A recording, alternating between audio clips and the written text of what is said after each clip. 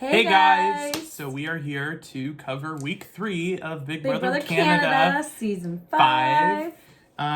With returning players, half returners, Half or all-stars. I would say all-stars. Yeah, like all-star players. So basically the week started with the eviction of Dallas, and it went straight into the HOH. Which was a cool comp. I've never seen a competition like that before. I mean, the end result of the HOH was a normal comp, but like the questions, setup right? For it. So like they basically did like a little acting thing, like a Young and the Restless. That's a clothing brand. The Young and the Restless. It was like a soap, like a daytime soap like theme.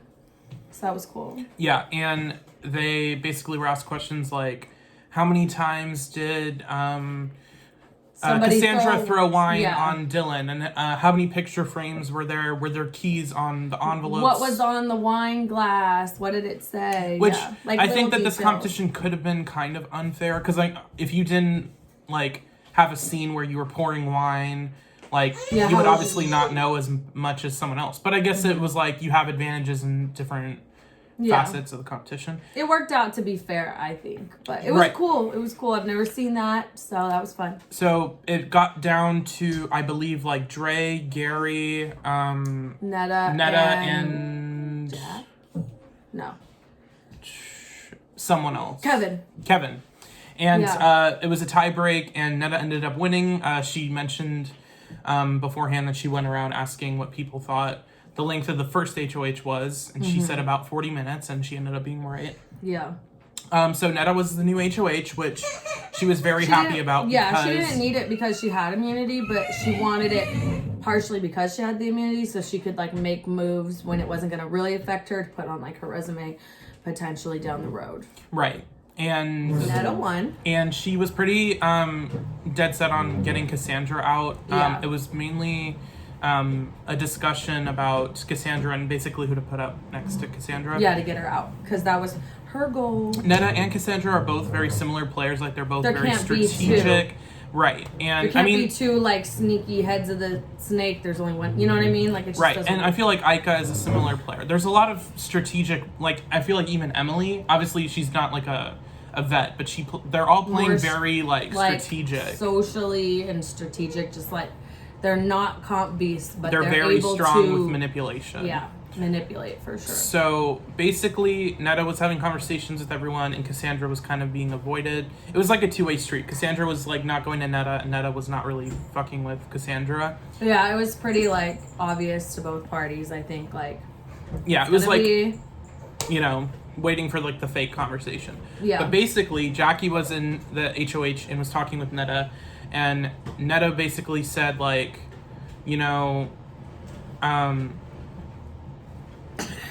just getting distracted. He's so distracted. He's so distracted. Well, okay. So basically, after Jackie left the HOH, Cassandra went in and immediately threw every single person, Gary, Jackie, everyone under the bus. She was this person, and then Dallas. Oh wait, he's not here anymore. Just kidding. Throw this person. Yeah, literally pushing everyone overboard. And she was Neda told Ika, and Ika, in my opinion, very. I think it. Continue. I think it was a smart move that Ika told Jackie, because that basically solidifies that now her closest ally is not even going to be with her. Yeah, because she knows totally shut that down. Okay, so then Neda nominated Cassandra and Jackie, which was a little weird at first, but I guess it made sense to have to put up Jackie, basically. Yeah, I'm gonna put you and your closest ally up, so that either way, someone just that can help you or you is gonna go. Yeah, so in case Jackie win the veto, she'd have to use it on herself. It takes away a vote too. That too. Yeah. So we had Neda, the HOH, Cassandra, and Jackie, the nominees, and then we had William, Ika, and Emily. Basically, so this was a cool comp too. This was another comp I've never seen. So Scotty will explain this. It's a veto comp. They have they have a lot of 2-part competitions where you have one that you're seeing and then you're answering questions or Yeah. So they basically, the first round, they were just coming out in like different like swimwear, like summer outfits. And they had to memorize the hats, the sunglasses, the tops. Like the whole outfit plus accessories. The second round was past Big Brother, or no. Then the second round was like fancier, like more like runway-esque like outfits. Like evening wear. Right. And then the last round was past Big Brother competition costumes. The most iconic one being the Bumblebee, Gary. From the competition where like everyone cheated. It was like a lot of people. Like I know that was bad. Yeah. Anyways.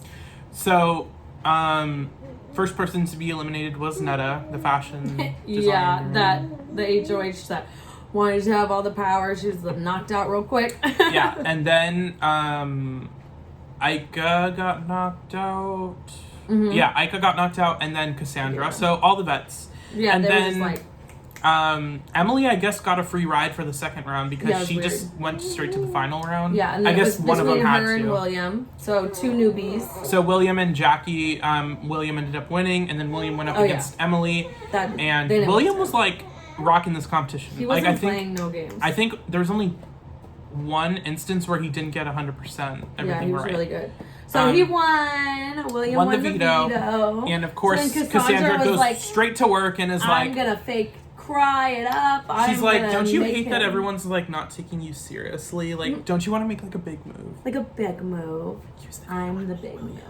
Like, Cassandra's she tried. And he like sort of fell for it, but not like completely. I mean, that's what she had to do. And William being, he just won power, and Neda kind of rubbing him the wrong way. He kind of made him want to make a move. Yeah, like, because she didn't ask him about it. Like, she just assumed like he's not going to use it and didn't really talk to him. And he's like, okay, like I can change your nominations. You know that, right?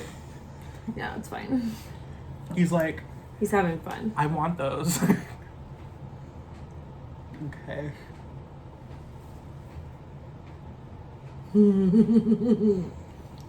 Okay. So then Cassandra was basically going to work. Well, meanwhile, Neda and the core 6, which is Neda, Kevin, Bruno, Ika, Dimitri, and Cindy, which is basically all the vets except for Gary and Cassandra plus Dimitri. Yeah. Which is a strong alliance. Yeah. I mean, like...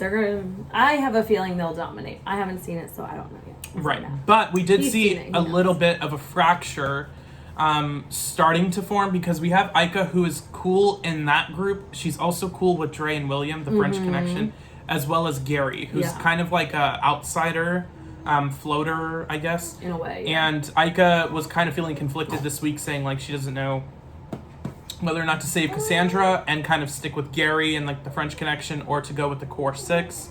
Ultimately, she ends up going with the core 6. But so basically, Cassandra gets voted out. It was a unanimous vote. Oh, there was a really funny scene with her and Ika. Oh my god! Yeah. She's like, so like you don't have the votes to say, and Cassandra's like, okay. Yeah. It's just no, like, and Ika's like, you don't have the votes. She's like, girl, you don't have the votes. She's like, got it. And Cassandra's like, yeah, for sure. She's like, wait, really? Like, saying? I don't have the votes? She's like, yeah. She's like, do you want to go talk in the thing? She's like, okay. And Ika's like, you don't have the fucking votes. But you just don't have the votes. Like, I don't really know what to say. You're going home. I'm trying to tell you. So that was funny. That was funny. These episodes, this week of Big Brother Canada. It was kind of a slow week, but there was still some drama. A little predictable, but like, there's not much you can do. I mean, Neda was in power with her alliance. But again, like, the only real bit of drama was Neda and Ika having a little bit of a disagreement. A little bit, yeah. And like, you can tell it's not gonna stop. Yeah. Because it's probably gonna boil Ika over. was basically like, no, it's your HOH. And like, was being kind of dismissive. Like, trying to say like, I didn't necessarily it wasn't a group want decision. This to happen. And Neda was like, what do you... And she's like, no, it was. And it was like half and half. It was like, Ika, you could have voiced that earlier, and Neda, you could have been more open to like hearing everyone and not just assume. So... But I mean, it was like a simple thing. It was and, like, a little cat fight. Neda was kind of like, wow, like, Ika's like just being like, weird today. And Ika's like, whatever. I mean, Neda did say, like, Neda doesn't give any fucks. She's like, literally during Cass's speech, she was like, wow, good speech. She's like, that was funny. He was like, wow, good speech. Like it was funny. Like, so it was a unanimous vote. 11 people voted Cassandra out, and she had to go, boo. She had to go out with the bye bitches. Yeah, it was cool though. Like I like her, but I mean, she just couldn't do much. She wasn't getting it done, so I guess it was her time to go. So now we're gonna go into the next week. Going into backwards week, which is my favorite week of pre-jury. I'll find out. I don't know what it is. So look out for that. Yeah, and if my dog will stop barking and my children will behave, then maybe you could like, comment, share, subscribe.